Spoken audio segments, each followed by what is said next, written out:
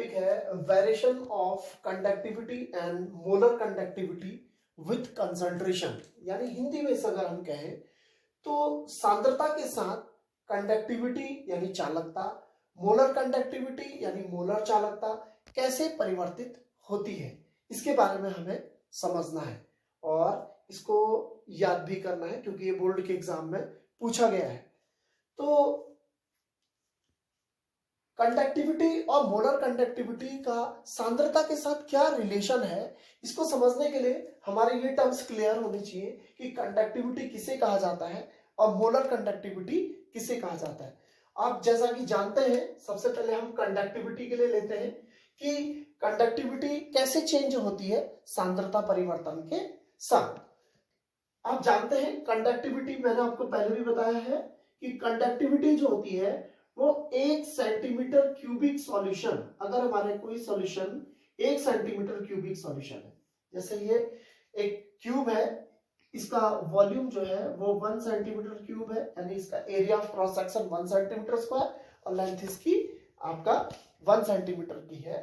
तो ये 1 सेंटीमीटर अगर क्यूबिक सॉल्यूशन है, इसमें जितने भी आयन प्रेजेंट होंगे उनकी जो कंडक्टिंग पावर है वो इसकी कंडक्टिविटी कहलाएगी। अब आप देखिए, हमें कंसंट्रेशन के चेंज के साथ इसको करना है। जब हम कंसंट्रेशन चेंज कर रहे हैं तो दो प्रकार से कर सकते हैं, या तो कंसंट्रेशन बढ़ा सकते हैं या तो कंसंट्रेशन घटा सकते हैं।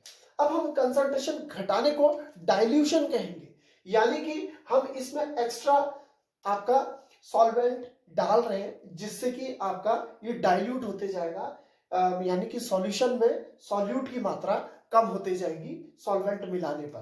तो यानी हम कंसंट्रेशन गिरा रहे हैं तो क्या फर्क पड़ेगा, पहले इस बात को देखते हैं। यानी डाइल्यूशन करने पर कंडक्टिविटी क्या होगी।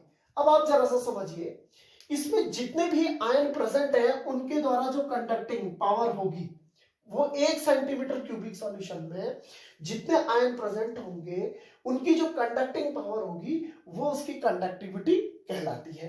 अब मैं इसमें क्या करता हूं, एक बड़ा ब्रैकेट लिया मैंने, अब मैंने इसमें सॉल्वेंट और डाल दिया, खूब सारा सॉल्वेंट डाल दिया इसमें। अब इस सॉल्यूशन की कंडक्टिविटी क्या होगी, तो जरा सोचिए कि इस सॉल्यूशन की कंडक्टिविटी क्या होगी।